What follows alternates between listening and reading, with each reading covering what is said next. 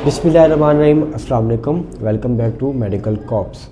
तो आज की वीडियो में मैं आपको सिखाने जा रहा हूँ BLS असेसमेंट। ठीक है, NRE 2 में आपका मेडिसिन का ये मैंडेटरी स्टेशन होता है, तो आपने इसमें कुछ गलतियाँ नहीं करनी।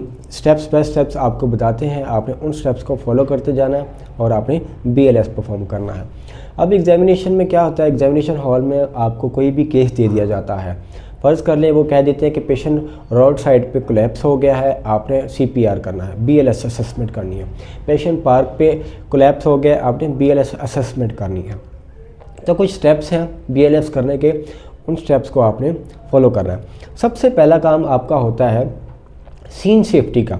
डमी अवेलेबल होगी, आपने उसको राइट साइड पे अप्रोच कर लेना है और उसके इर्द गिर्द आपने देखना है कोई चीज़ ऐसी पड़ी तो नहीं है जो आपको या पेशेंट को नुकसान पहुंचाए।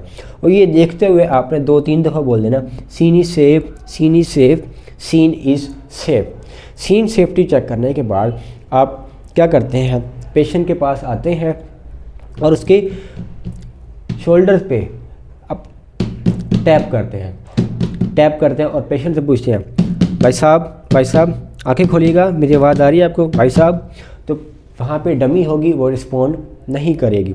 उसके बाद आपने पेशेंट की ब्रीथिंग पल्स चेक करनी होती है। वो कैसे चेक करनी होती है, आपने अपना लेफ़्ट थंब या 2 फिंगर पेशेंट की राइट के रोटेट पे रखने हैं और अपना लेफ़्ट ईयर पेशेंट की नोज़ की तरफ लेके जाना है और अपनी नज़र ये रखनी चाहिए पेशेंट की चेस्ट पे राइज हो रही है कि नहीं। ये काम करने के दौरान आपने यहाँ पे बोलना होता है 1001, 10 तक गिनती बोलनी होती है, मतलब 10 सेकंड तक आपने पल्स और ब्रीथिंग को असेस करना होता है। 1001, 1002, 1003, 1004, 1005, 1006, 1007, 1008, 1009, 1010। ये चेक करने के बाद क्योंकि डमी होगी, ब्रीथिंग नहीं कर रही होगी, पल्स नहीं होगी, तो यहाँ पे आपने उसके बाद नेक्स्ट स्टेप आपका होगा शाउट फॉर हेल्प। आपने मदद के लिए पुकारना है। आपने वहाँ पे एग्ज़ाम में 2 बंदों को वहाँ पे बुलाना है, भाई साहब मेरी बात सुने, भाई साहब मेरी बात सुने, भाई साहब मेरी बात सुने। ठीक है, वहाँ करने के बाद एक को आपने बताना है कि इनकी सांस नहीं आ रही, इनकी दिल की धड़कन नहीं सुनाई दे रही, बराए मेहरबानी आप एम्बुलेंस को फ़ोन कर दें। फिर दूसरे को आपने बुलाना है और उसको बोलना है कि इनकी सांस नहीं आ रही, मैं इनकी छाती दबाने चाह रहा हूँ, तो मुझे आपकी मदद चाहिए होगी। मैं 30 दफ़ा इनकी छाती दबाऊंगा, आपने 2 दफ़ा इनके मुंह में हवा भरनी है। हवा कैसे भरनी है मैंने आपको करके दिखाता हूँ। तो अब आप सबसे पहले क्या करने जा रहे हो, उसको डिस्क्राइब कर जा रहे हो कि आपने ब्रीथिंग कैसे देनी है। ये चेक करने से पहले आप चेक कर लें, इंस्पेक्ट कर लें ओरल कैविटी में आया कि वहाँ पे कोई फॉरेन बॉडी तो नहीं है। तो अक्सर ऐसे होता है एग्ज़ाम में प्रोफेसर जो है कोई भी पीस ऑफ पेपर वो रख देते हैं एज ए फॉरेन बॉडी और बच्चे उसी के बावजूद भी ब्रीथिंग दे रहे होते हैं, तो अक्सर बच्चे इस पर फेल हो जाते हैं। अगर आपको कोई ऐसे चेक करना है अपने कोई फॉरेन बॉडी तो नहीं है, अगर फॉरेन बॉडी मिली तो आपने अपना थंब पेशेंट की चिन पे रखना है और अपनी इस फिंगर से उस फॉरेन बॉडी को निकाल फेंकना है। ओके, ये करने के बाद आपने पोजीशन करनी होती है हेड टिल्ट चिन लिफ्ट की। ठीक है, आपने पेशेंट की चिन को लिफ्ट करना है, अपने लेफ्ट हैंड से नोज़ को बंद करना है और ज़ोर से 2 ब्रेथ्स देनी है। ठीक है, तो आपने 2 ब्रेथ देनी होगी। अब आपके एग्ज़ाम में क्या है, लाइट्स वाली डमी अवेलेबल होगी, तो चेस्ट राइज पे भी आपको जो ग्रीन लाइट है वो जलनी चाहिए और जब आप कंप्रेशंस करेंगे तब भी आपकी ग्रीन लाइट ही जलनी चाहिए। तो आपने अच्छे से उसकी प्रैक्टिस करनी है। बिल्कुल ज़ोर से हवा भी नहीं मार देनी और बिल्कुल हल्की भी नहीं मारनी, इतनी मारनी है कि पेशेंट की चेस्ट को राइज़ करे और आपकी जो ग्रीन लाइट है वो ऑन हो जाए।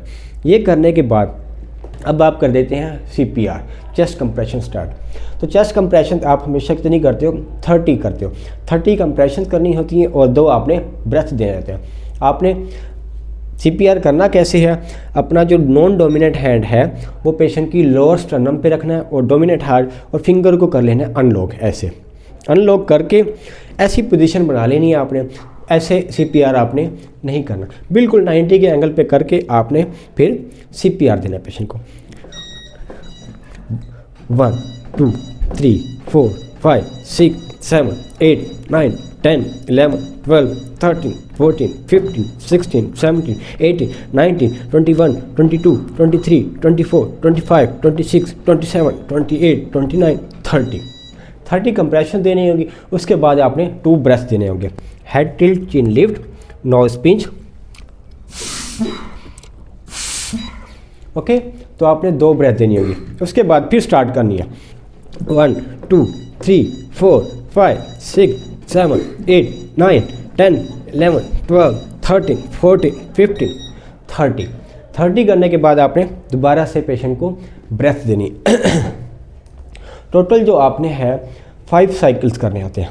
मतलब ये अगर एग्ज़ाम में वो आपसे क्वेश्चन, वाइवा क्वेश्चन पूछ लें, वाइवा क्वेश्चन जैसे कि वो आपसे पूछ सकते हैं आपने 1 मिनट में कितनी कंप्रेशन देनी होती है। 100 to 120 कंप्रेशन आपने 60 सेकंड में या 1 मिनट में देनी होती है। ठीक है, वो आपसे फिर डेप्थ का पूछ लेते हैं। 3 to 4 इंच या 3 to 4 सेंटीमीटर आपने बच्चों में देनी होती है, और 5 to 6 सेंटीमीटर जो डेप्थ हो वो एडल्ट में देनी होती है। ठीक है, ये सब कुछ करने के बाद आपने टोटल कितने साइकिल देने होते हैं, आपने 5 साइकिल देने होते हैं। 5 साइकिल के बाद या 5 साइकिल या 2 मिनट तक आपने करना होता है। ये काम करने के बाद अगर आप ड्यूरिंग CPR, अगर आपसे वाइवा क्वेश्चन में पूछ लिया जाए आप अपना कंप्रेसर या कुलीग को कब बुलाएंगे, ठीक है, या जब आप एग्जॉस्ट हो जाओ, आप थक जाओ, आपसे एक हाई क्वालिटी CPR ना हो पा रहा, तो आप उसको हटा दोगे, स्विच था कंप्रेसर। उसके बाद या आपने 5 साइकिल्स पूरे कर लिए हैं, ठीक है, और आपने फिर अपने कुलीग को या कंप्रेसर को बुला लेना है। अगर एग्जामिनेशन में ऐसा भी होता है अक्सर औकात कि वो दे देते हैं कि एक बंदा CPR ऑलरेडी कर रहा था, उसने 3 साइकिल्स कंप्लीट कर ली हैं, तो आपने क्या करना है, आपने आगे कंप्लीट करना है। ओके, तो 3 साइकिल तो वो दे चुका है, तो आपका काम क्या है, चौथा और 5वां साइकिल देना।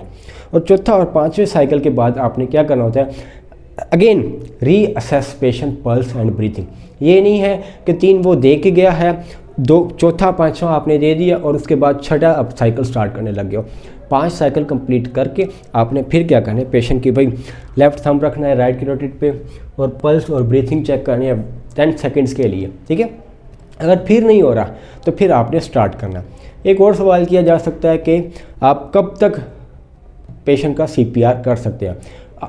20 मिनट, 20 मिनट तक आप पेशेंट का CPR कर सकते हैं। अगर 20 मिनट के बाद पेशेंट रिवाइव नहीं हुआ तो फिर आप CPR छोड़ देते हैं। ठीक है, तो इस तरीके से है, आपने CPR करना है, अपने घर में प्रैक्टिस करें। अगर कोई आपके पास डमी अवेलेबल है तो उस पर डमी पे प्रैक्टिस करें। मेन चीज़ अब है आ गई है लाइट्स वाली। ठीक है, तो कंप्रेशन पे भी आपकी ग्रीन लाइट जलनी चाहिए, और जब आप ब्रेथ दे रहे हो तो तब भी आपकी ग्रीन लाइट जलनी चाहिए। Okay, thank you.